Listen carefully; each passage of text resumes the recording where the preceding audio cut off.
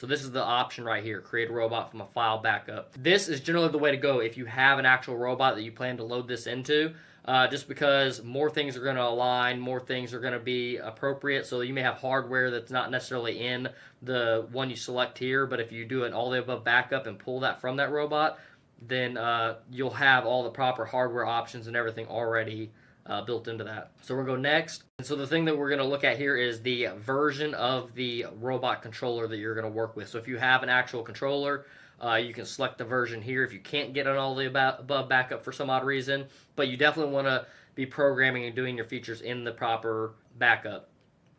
So we chose a V9 30IB controller.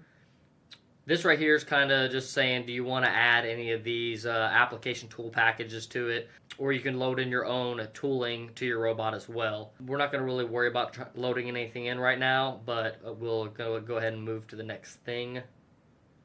So from here, this is your robot arm, so your robot model. This is the actual mechanical unit. One thing to keep in mind, the robot controller that you select will change the robot arms that you can see in this list right here.